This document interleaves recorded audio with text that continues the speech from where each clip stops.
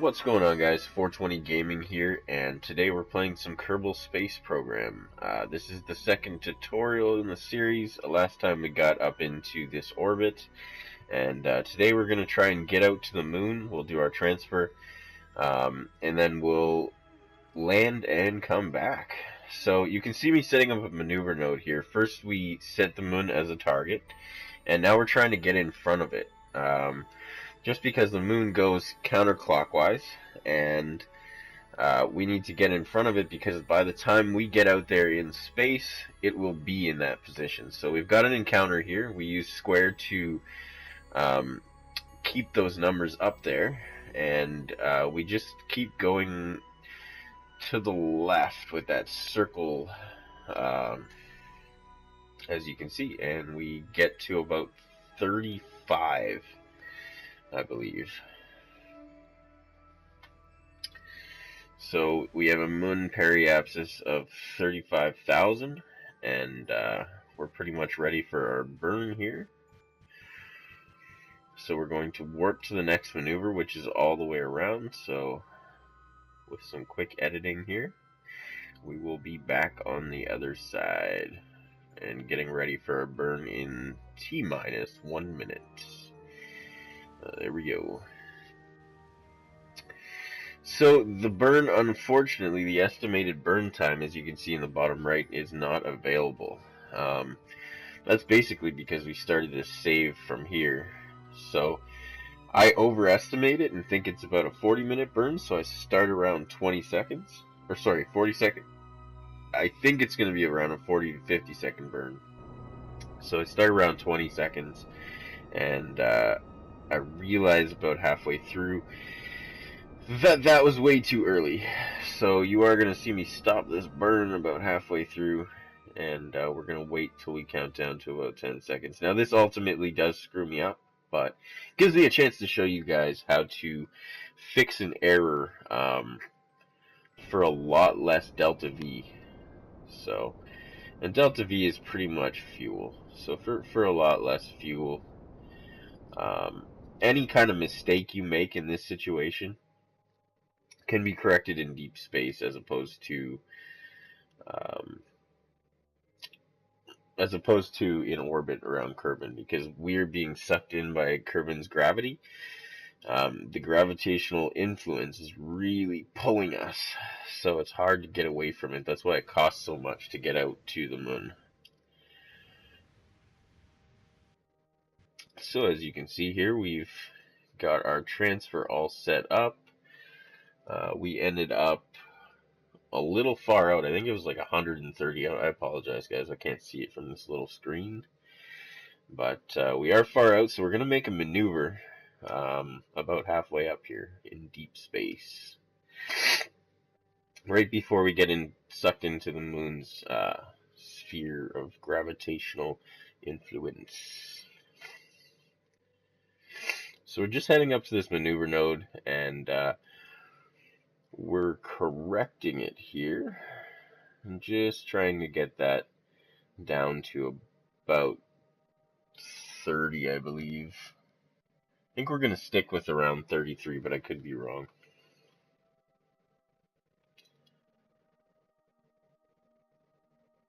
It looks like 33. Alright, so I'm going to go and put my maneuver node on. So that's the SAS system. That'll go right to the blue marker in the nav ball.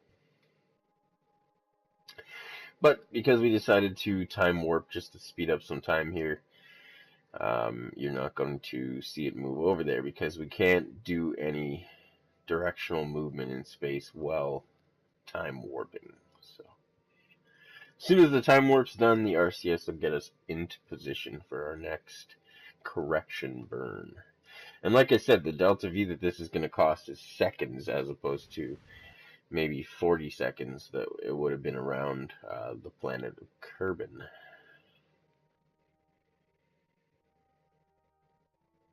So we're just time warping a little more here.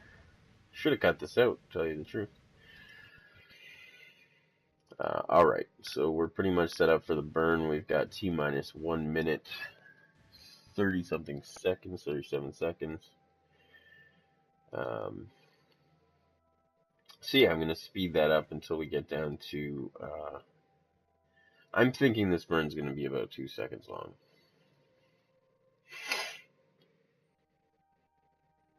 So I'm just speeding up the time again, slowly though, not to miss my maneuver. That's a big thing with time warp, guys. It can go bad fast. So there we go. I'm going to just give it a little touch of fuel here just to get it right. It was literally like a second burn. And now we've got a periapsis of 33, I think. So yeah, we're just going to time warp our asses up there. And we're going to get a capture with this moon. So the moon encounter, it's just like Kerbin. We get sucked into its orbit, or its gravitational pull. And there you go. So what we would do is essentially swing around and shoot us back out into basically an orbit around the sun.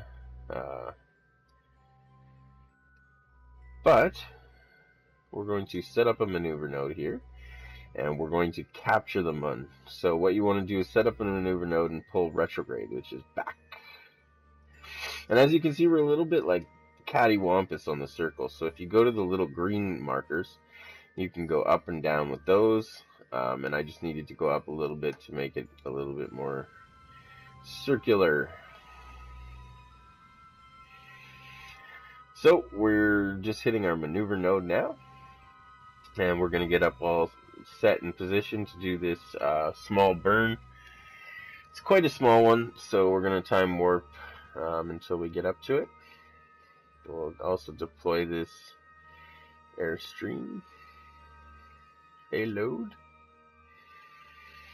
That just looks so awesome. I love doing that.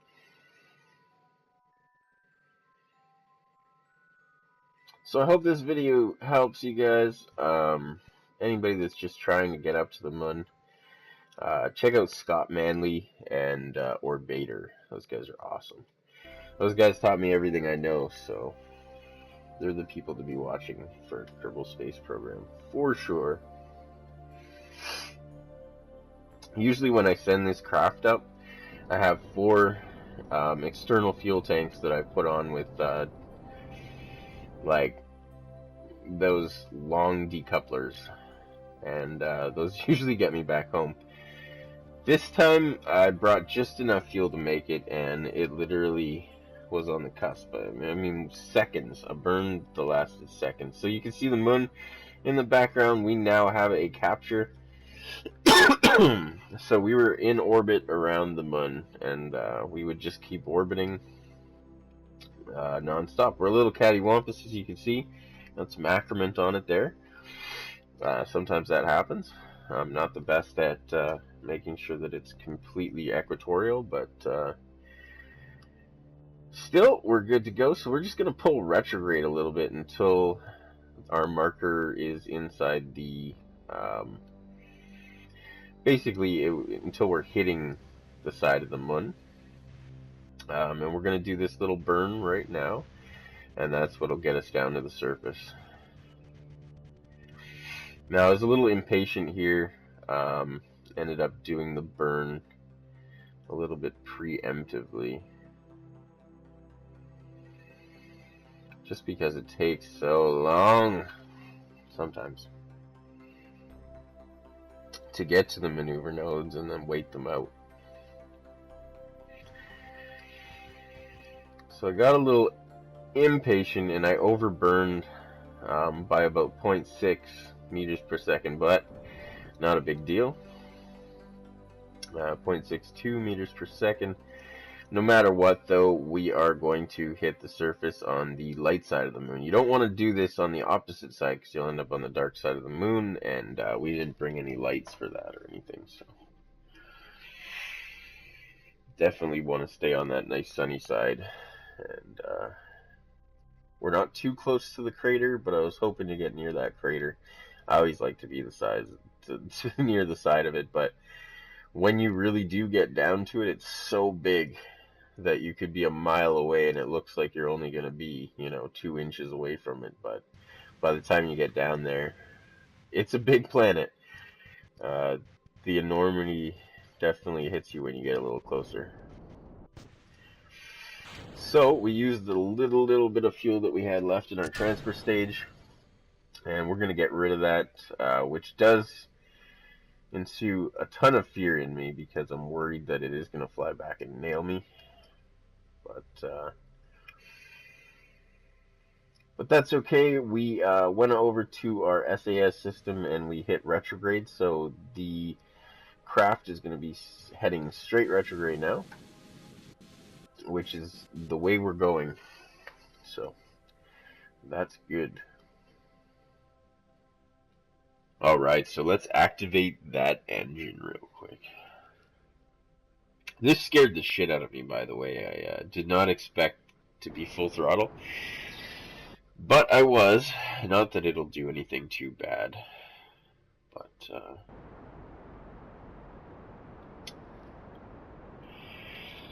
ended up thinking I was filming this, and I was not.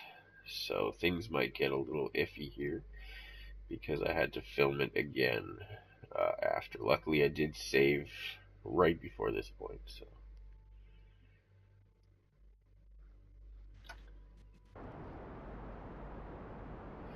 Alright, so we're going to slow ourselves down a little bit here,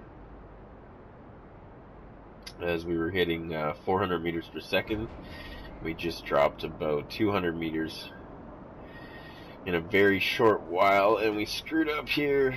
We hit SAS for a second and turned it off, and it threw us right off. So we're going to go back and hit retrograde, and that means that we're going to give ourselves a good chance to land here. And this is what I mean. I had to film it again so you can see me going back to retrograde here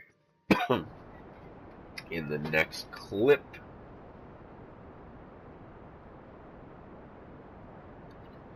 Alright guys, at this point I just want to apologize for all the sniffing and stuff like that. I'm just dying. I can't breathe through my nose at all. Been that way since I was a little kid. I don't know what's going on, but I'm going to have to get it fixed. So yeah, let's get into landing. So landing is pretty hard at first, but you do get used to it. The best suggestion I can have is quick saving.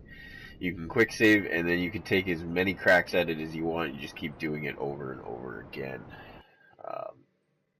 So yeah, we're just about to land here, and one of the tricks is to look for if you go from above, the view from above, you can look for your shadow, and once you start seeing the shadow, you could be pretty good. You don't want to go on your altimeter, because it's saying 2,099 above sea level. And that's the big problem here. Is it's gonna have a bad reading, so you want to be real careful.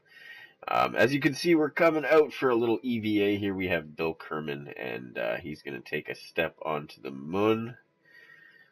One small step for man, one giant step for mankind. If it wasn't faked, I'm pretty sure the moon was faked. I mean, I'm not saying we didn't go to the moon. I'm just saying that maybe the filming of it was fake. But I don't know. I could be totally wrong. Joe Rogan seems to think so. But, alright, so we got back into the spacecraft here. And we're going to take off. Now, when you take off from the moon, you want to go in an easterly fashion. So we're just heading east here, and we went a little too hard on it. Now, I had to film this again, and this is the reason why. You're going to see me go a little high here on the next burn. I realize I'm not going out far enough, so I start burning, and I really just waste a lot of fuel here, because I don't really need to get up too high. I should have stopped right now and made a maneuver node, but instead I decided to go up higher. A little bit of a different angle and give it some fuel. So you can see we're really expanding out, whereas we didn't really need to do that. So we make a maneuver node, and we set up our SAS to track it and get into the spot for our burn. And we're just going to retract the legs.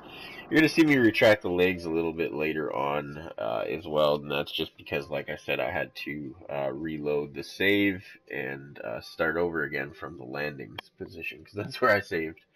Saved right before I landed, so I had to do this whole part again. But it is what it is. Okay. So we're just coming up on our burn here. We're going to do that real shortly. Now you can see this is as much fuel as I need to make the transfer burn. I need maybe a sliver more, and that's what I had in the second time I did it. So this would be the normal burn that you would do. You would set it up so that after you make this burn, you're on a collision course with Kerbin. And that's the big thing, is that as soon as you make this burn, you'll see right here that yellow marker is showing that we're at a really low pass by of Kerbin over there. We just linked to it there. So when we leave the gravitational pull of the moon, we get sucked back into Kerbin's gravitational pull. Now, if we were farther out, we would swing around and go right back out to the moon, get an encounter with it, and then it would slingshot us out into deep space. But we definitely don't want to do that, so we got a nice close encounter that'll suck us into the atmosphere of Kerbin, the Earth. So we're doing a pass by, usually at around 70,000 meters is where you encounter space, above 70,000. So we're going to be coming in around 22,000, so we're going to be well under that atmosphere, and we're going to get all that drag from the gravity and all that good stuff, that thick atmosphere, and that's going to cause a lot of heat and slow us down. So that's why we have a heat shield for this.